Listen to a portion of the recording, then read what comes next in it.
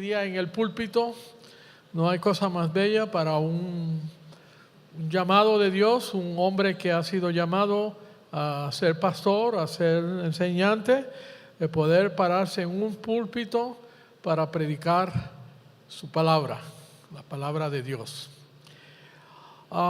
En Apocalipsis capítulo 5, versículo 4, leemos lo que dice la palabra. ¿Quién no te temerá, oh Señor? Y engrandecerá tu nombre, porque solo tú eres santo. Y en Primera de Crónicas, capítulo 16, versículo 29, dice: dar a Jehová la honra debida a su nombre, traed ofrenda y venid delante de él, postraos delante de Jehová en la hermosura de la santidad. Y este mensaje tiene que ver con Dios, pero también tiene que ver con su santidad. Y una de las preguntas que a veces nos hacemos es: ¿por qué le adoramos? Hoy en día todos vinieron aquí, cantaron, levantaron sus manos, hubo oración y todos dimos una adoración a Dios. Pero la pregunta que nos hacemos es: ¿por qué le adoramos? ¿Qué es la adoración comunitaria? La adoración en grupos, así como en la iglesia, como un seminario. ¿Qué es lo que nosotros estamos haciendo aquí en esta tarde? Adoración comunitaria tiene que ver con el pueblo de Dios cuando se reúnen juntos en grupos para expresar nuestro amor, nuestra admiración y nuestro respeto a Dios. Ya sea con cánticos, normalmente acompañado con otras expresiones. Puede ser con diferentes posturas, como levantar las manos, como el arrodillarse, como postrarse delante de Dios. Pero pasa a menudo que muchas veces cuando el pueblo de Dios se reúne a adorar, no se da cuenta y ni siquiera piensa por las cosas que debe adorar a Dios. Simplemente adora. Sabemos que Él es digno de ser adorado, pero la pregunta es: ¿por qué lo hacemos? ¿Por qué le adoramos? ¿Cuál es la razón de nuestra adoración? Le adoramos porque Él nos da de comer y además porque contesta nuestras oraciones. Le adoramos por sus obras que Él ha hecho y continúa a hacer. Preguntas, ¿no? Le adoramos por sus perfecciones o por sus atributos. Una cosa que debemos saber es que Dios quiere que le adoremos por todo eso, pero también que le adoremos por sus perfecciones, que le adoremos también por sus atributos. Dios tiene muchas perfecciones, muchos atributos que son parte de lo que Él es. Podríamos hablar de su bondad o amor. Podríamos hablar de su misericordia, podríamos hablar de su paciencia, longanimidad, podríamos hablar de su gracia, podríamos hablar de su poder y podríamos hablar de su inmutabilidad, su omnisciencia, su poder, su ira, su justicia. Pero la más grande y el más grande de todos esos atributos del cual yo quiero hablar en esta tarde es su santidad. Dios es santo. Es la más grande de todas sus perfecciones. Algunas personas dicen que el amor de Dios es la perfección más grande, pero no es así. La Biblia nos enseña que la perfección más grande que Dios tiene es su santidad. Por eso Apocalipsis 15, versículo 4 dice: ¿Quién no te temerá? ¿Quién no te temerá, oh Señor? Y engrandecerá tu nombre, porque solo tú eres santo. En Éxodo 15, otro versículo 11, encontramos: ¿quién como tú, oh Jehová, entre los dioses? ¿Quién como tú, magnífico en santidad? Aún podemos ir a través de todo el Antiguo Testamento. Otro versículo, el Salmo capítulo 30, versículo 4 dice: cantad a Jehová, vosotros sus santos, y celebrad la memoria de su santidad. La santidad es un atributo que emana de Él, es parte del ADN de Dios. Esta es la misma excelencia de su naturaleza divina. Por eso su santidad se define como el entendimiento que en Dios solo existe pureza moral. En Él no hay ninguna imperfección moral. No existe pecado, como tampoco existe maldad. Por eso Él es santo, solo Él es santo. Habacuc 1:13 dice: muy limpio eres de ojo para ver el agravio. Y Primera de Samuel capítulo 2 versículo 2 nos dice: nadie es santo como el Señor, no hay roca como nuestro Dios, no hay nadie como Él. Y si vamos a Crónicas, Primera de Crónicas, capítulo 16, versículo 29, se nos dice que debemos adorar a Dios por la hermosura de su santidad. Dar a Jehová la honra debida a su nombre, traer ofrendas, venir delante de Él, postraos de delante de Jehová en la hermosura de la santidad. Un teólogo dijo que cuando la Biblia habla del poder de Dios, a veces hace referencia a la mano o el brazo de Dios. Y dice otro que cuando la Biblia habla de los ojos de Dios, está haciendo referencia a su omnisciencia. Pero cuando habla de la misericordia de Dios, habla de sus extrañas, de lo que viene de Él. Pero cuando habla de la hermosura de Dios, está hablando de su santidad. Por eso David decía que él quería ir al templo de Jehová para contemplar la hermosura de Jehová. En el Salmos 27:4 dice la palabra: una cosa he demandado, está hablando David, una cosa he demandado a Jehová, esta buscaré, que esté yo en la casa de Jehová todos los días de mi vida, para contemplar la hermosura de Jehová y para inquirir en su templo. Esa hermosura, mis hermanos, es su santidad. Este atributo es el único que trasciende y toca todos los otros atributos y perfecciones de Dios. Por eso cuando la Biblia habla del amor de Dios, siempre lo describe como un amor ¿qué? Santo. Cuando habla de la misericordia de Dios, la describe como ¿qué? Como una misericordia santa. Cuando habla de su ira, y es una ira real y verdadera que un día vendrá sobre este mundo y que hoy en día también continúa a manifestarse, siempre la menciona como una ira santa.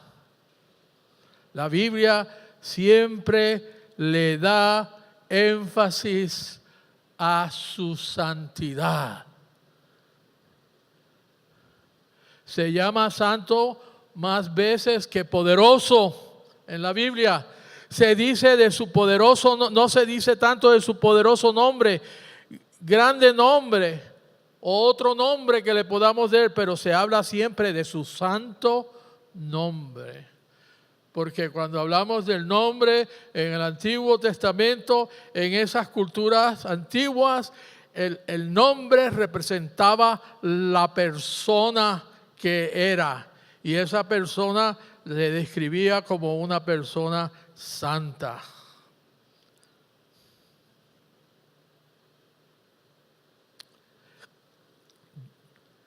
En Salmos capítulo 89, versículo 35, nos dice que por una vez, Dios juró, ¿por quién? Por su santidad.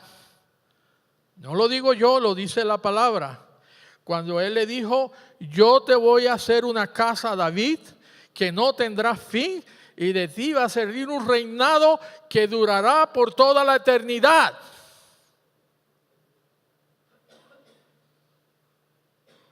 Y está hablando de esa promesa que se cumplió con Jesucristo. Y Él dijo, no solamente te lo estoy diciendo, pero hago un juramento. Y como no había uno más grande que Él para jurar, juró por su santidad, que es lo equivalente a jurar por sí mismo, por su persona.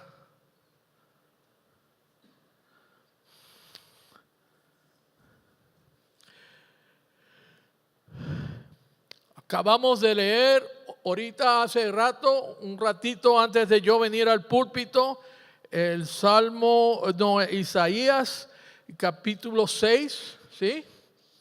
Y nos dice algo de que de repente Isaías fue transportado al cielo y tuvo una visión allá, vio algo que no le es permitido ver a los seres humanos. Y ahí estaban los serafines alternadamente alabando a Dios.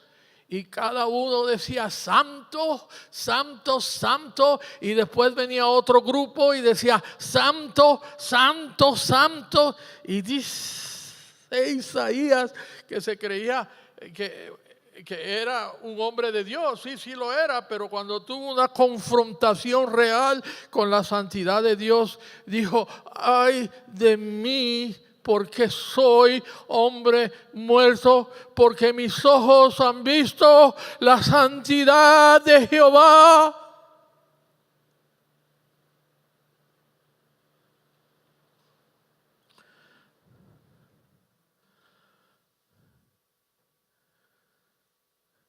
La santidad de Jehová está en todo también que lo que Él ha hecho, porque todo lo que ha hecho es santo. Sus obras, nos dice Génesis capítulo 1, versículo 31, y vio Dios que todo lo que había hecho era bueno y en gran manera. ¿Sí? Era santo. Dios en su creación creó de acuerdo a su ADN. Las leyes de su santidad están envueltas en la creación. Eso no se lo puedo explicar ahora, se lo podría explicar en una clase de teología, pero aquí ahora no. Simplemente tomen mi palabra por lo que les estoy diciendo. Dice que aún creando a Satanás, dice Ezequías 18:15, Ezequías 28:15, perfecto eras en todos tus caminos hasta que se halló en ti maldad. A los ángeles Y los ángeles que no guardaron su dignidad, sino que abandonaron su propia morada, los ha guardado bajo oscuridad en prisiones eternas para el juicio del gran día, porque estos ángeles violaron su santidad.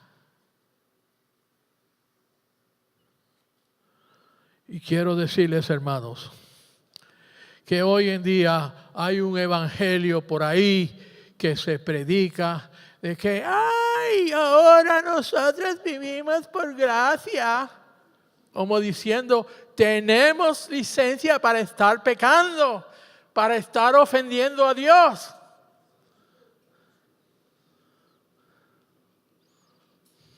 No. Que Dios es santo. Él no ha cambiado. Él odia el pecado. Él odia el pecado. Proverbios 3:32 nos dice, porque Jehová abomina al perverso, mas su comunión íntima es con los justos. Y otra de las cosas muy comunes que hay por ahí, que la gente dice, ay, Dios ama al pecador, pero odia su pecado. ¿Cómo puede usted separar al pecador de su pecado? Su pecado es lo que lo hace a él. Dios abomina al pecado. Abomina al perverso. No lo digo yo, lo dice la palabra de Dios. Proverbios 3:32. Proverbios 15:26 que dice, abominación son a Jehová los pensamientos del malo. Salmo 5:5, los insensatos no estarán delante de Dios, aborreces a los que hacen iniquidad. Salmo 7:11, Dios es juez justo y Dios está airado con el impío todos los días. Y déjeme decirle, no es verdad. Dios ama su creación y Dios provee por los pecadores y Dios aparentemente ama a los pecadores, pero Él está airado también contra ellos a la misma vez. Hoy, en estas semanas, tengo a mi hijo Aarón conmigo, que Dios lo llamó a ser pastor. Y ya ha estado en el pastorado por casi 7 años. Y yo me acuerdo que cuando él estaba creciendo, él hizo cosas que merecían corrección. Y que yo en aquel momento estaba muy allegado con él. Lo quería agarrar por el cuello y lo quería ahorcar. Esos pensamientos malos que le vienen a uno, ¿verdad?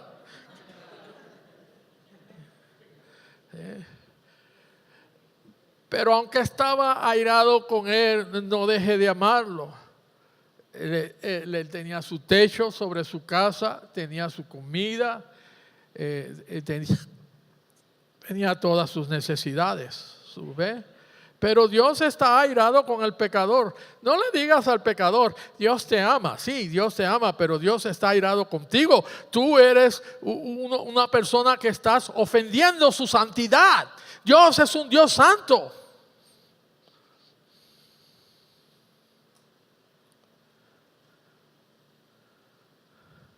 Y es por eso el próximo punto que quiero dar es que porque Dios es santo, es completamente imposible que acepte a las criaturas sobre las bases de sus propias obras. Su santidad se ha violado y Dios demanda juicio. Su santidad demanda justicia. Por eso manda a sus hijos, a su Hijo Jesucristo a morir en la cruz. La santidad de Dios se manifiesta en la cruz. Derrama su ira contra el Hijo de Dios cuando Él sube a esa cruz. Algunas personas hablan del sufrimiento de Cristo y hablan de los azotes que le dieron y de la corona de espina que le pusieron y las bofetadas que le dieron y la caminata que tuvo que hacer con la crista. Ellos piensan que eso fue el sufrimiento. Eso fue un preámbulo al sufrimiento. Cuando Él subió a esa cruz, ahí fue cuando verdaderamente recibió la ira de Dios por pecadores como usted y como yo.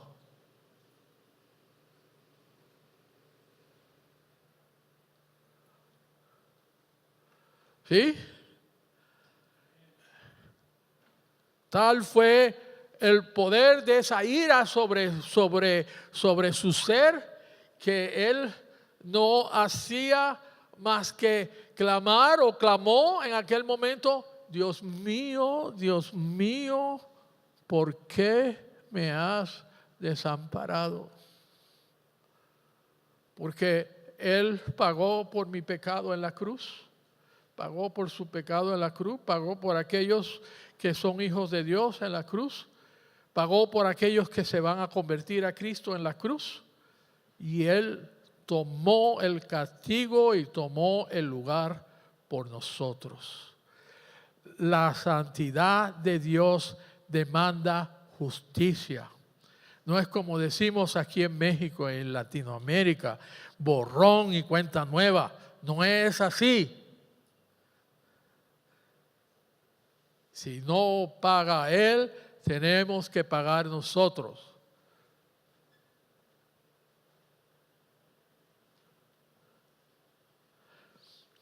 Y por eso, hermanos, hay ciertas cosas que debemos entender. Usted está en este seminario. Y la cosa primordial es que usted, como yo, hemos sido llamados a vivir vidas santas. Vidas santas.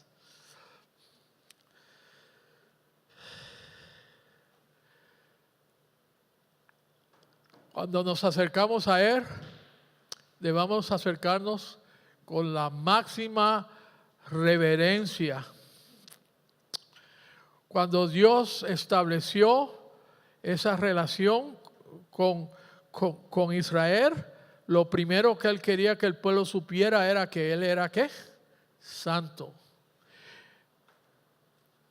Levíticos 19, 2 dice así: habla a toda la congregación de los hijos de Israel y diles: santos seréis porque santo soy yo, Jehová vuestro Dios. Dios le dice, lo primero que quiero que conozca es que si ustedes quieren ser mi pueblo, el único requisito que yo les pido es que sean un pueblo santo, un pueblo que se aparta del pecado.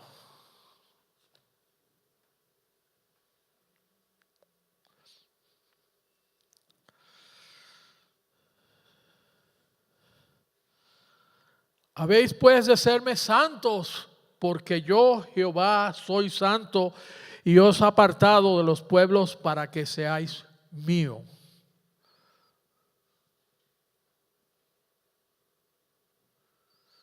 En eso tenemos el ejemplo de Moisés en su llamado, cuando él vio aquella zarza ardiendo y aquella zarza no terminaba de quemarse. Y él la veía y de repente se acercó a ver esa zarza. Y de ahí oyó una voz que le decía: Moisés. Y cuando él se dio cuenta que Jehová de los cielos le estaba hablando, él se tiró al piso y se tapó la cara porque no quería mirar.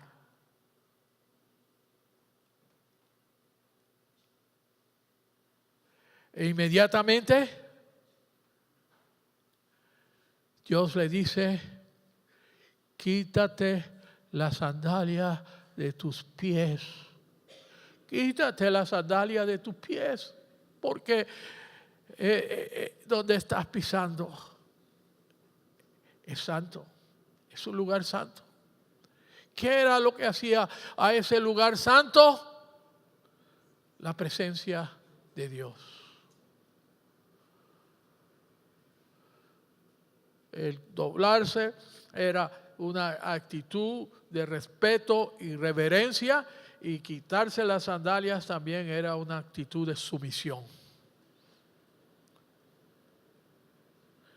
Y eso es lo que Dios requiere de nosotros. Primera de Pedro, capítulo 1, versículo 15 dice: sino como aquel que os llamó es santo, y está citando el Antiguo Testamento, sed también vosotros santos en toda vuestra manera de vivir, porque escrito está: sed santos porque yo soy santo.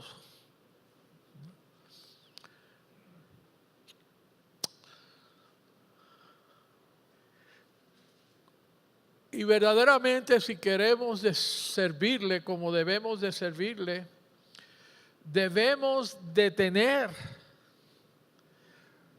una experiencia, un conocimiento correcto de la santidad de Dios en nuestras vidas.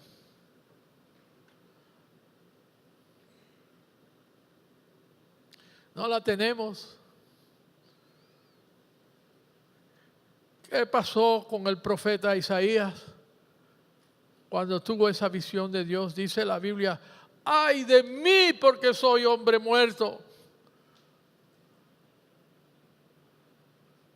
Y la misericordia de Dios se acercó y su pecado le fue perdonado. Y ya después que tuvo esa visión, cuando Dios dice: ¿a quién enviaré? ¿A quién me enviaré? Él dice: heme aquí, Señor. Pero antes de él darse de voluntario, él tuvo una visión de la santidad de Dios.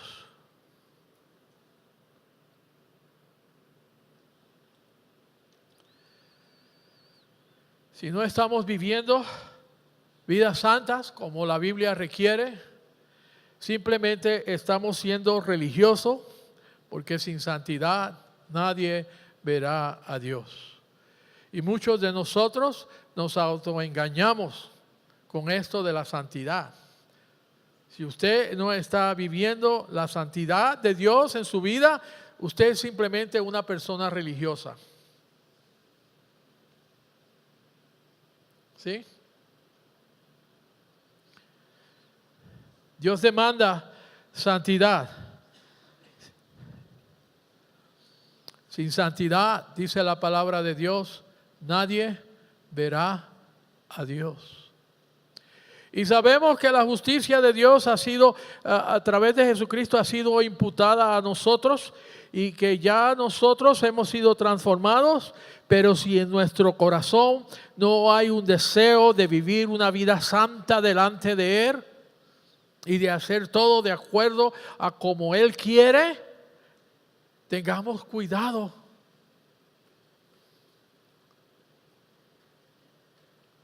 Porque eso puede ser una mala señal.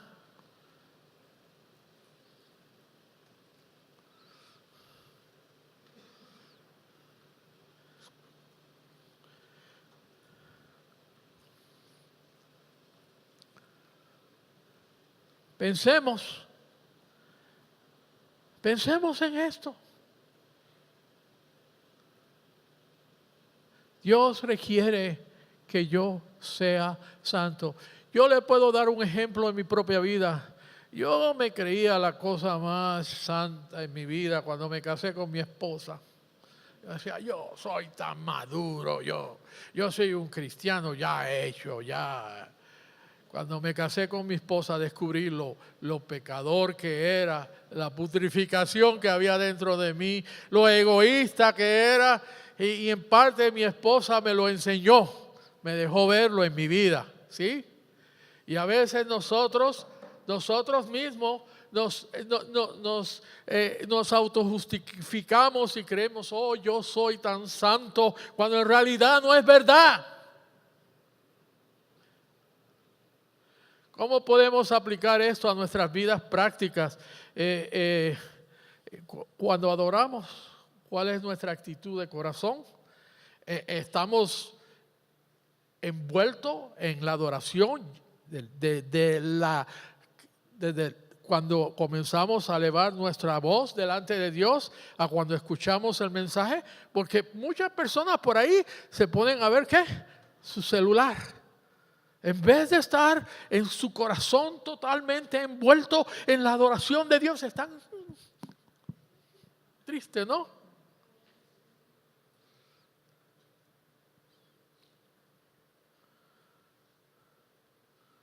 Eso es una violación de la santidad de Dios. Cuando adoramos, venimos con un corazón que quiere confesar sus pecados delante de Dios y decir, Dios, quiero que esta adoración sea aceptable delante de ti y te quiero pedir perdón por mis pecados.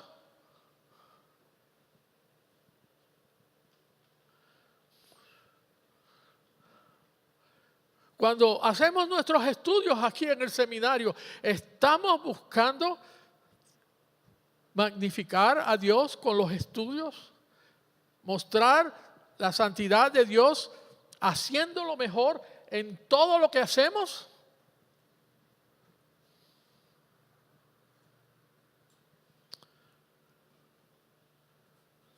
Hay honestidad en nosotros cuando tomamos los exámenes, en los trabajos que hacemos. Nos copiamos o copiamos los trabajos de otros y luego los presentamos. Aquí está mi tarea, profesor.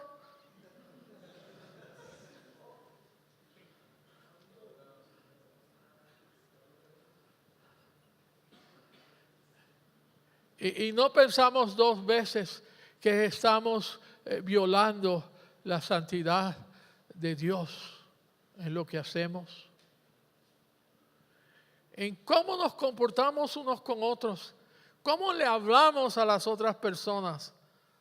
¿Los humillamos? ¿Los ponemos por debajo? ¿Los insultamos? ¿Cuál es nuestra actitud hacia los que tienen el manejo de este seminario que Dios ha puesto por encima? ¿Les hablamos groseramente? ¿Les demandamos como si todo se le tuviera que dar a ellas? Mire, escúchenme, ustedes ni siquiera pagan por una tercera parte del costo de su educación. Todo lo que tenemos aquí es subsidiado por donadores, por la iglesia, todas las naciones y por otros donadores que dan dinero a este seminario. Si no fuera por eso, nadie podría venir aquí porque el costo sería muy alto.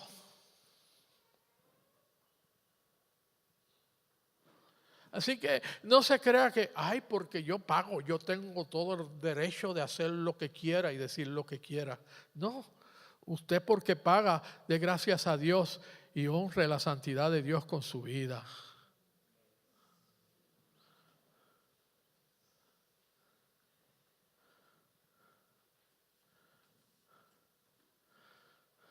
Otra de las cosas que me ha dado mucha pena en la historia de este seminario, porque yo tengo historia con el seminario, ¿verdad?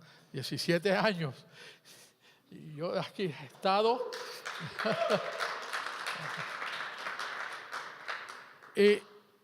y he visto muchos que han venido y se han ido, ¿verdad?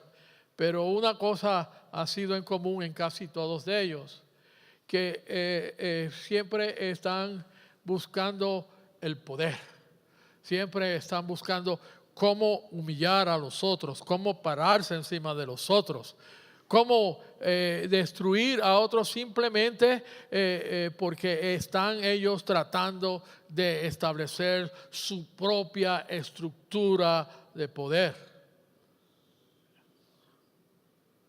eso no es de Dios.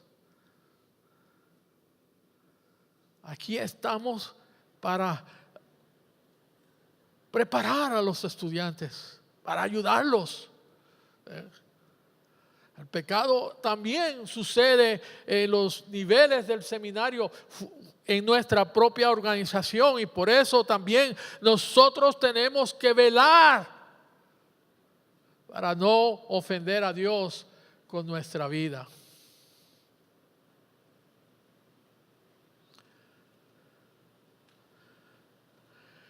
Y por eso, hermanos, la única cosa que les voy a pedir en estos momentos es que nos arrodillemos ahí donde estamos, o que vengan aquí al frente. Examinemos nuestras vidas a ver dónde le estamos fallando. Otra área que se me iba a olvidar y que me ha venido es el trabajo que ustedes tienen que hacer. Tienen una beca de trabajo donde ustedes tienen que trabajar y hacer varias cosas. A ver, ¿están haciéndolo para la gloria de Dios? ¿Están celebrando la santidad de Dios cuando hacen su trabajo? ¿O lo hacen así, como decimos nosotros, a la mexicana? Un poquito y ya nos escondemos y no hacemos el resto de lo que tenemos que hacer y nos ponemos a hablar. ¿Ah? ¿O estamos envueltos de corazón en lo que hacemos? Cuando la Biblia dice que todo lo que hagamos lo hagamos para la gloria de Dios, ¿qué quiere decir eso? Que lo debemos hacer con entusiasmo, que lo debemos hacer completamente, que nos debemos envolver con todo nuestro corazón. Desde la persona que nos cocina la comida ahí y nos hace esa comida para la gloria de Dios, como el hermano que nos abre la puerta por las tardes cuando salimos o en las mañanas cuando entramos.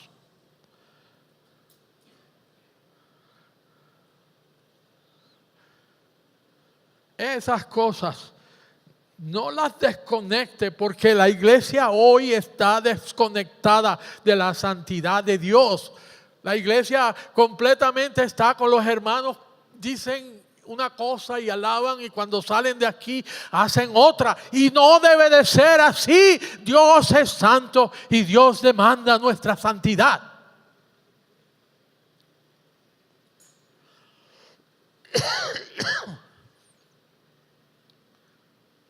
Así que examinemos nuestras vidas. Vamos a cerrar nuestros ojos. Vamos a meditar ahí donde usted está. Consagre su corazón a Dios. Y si usted quiere estar seguro que usted está restableciendo su corazón con Dios, que está buscando ser más santo en su vida, oiga, yo le pido que después de meditar y pensar, venga al frente para orar también por todos ustedes, para que Dios les dé el poder que necesitan para ser más santos delante de Dios. Yo lo necesito también.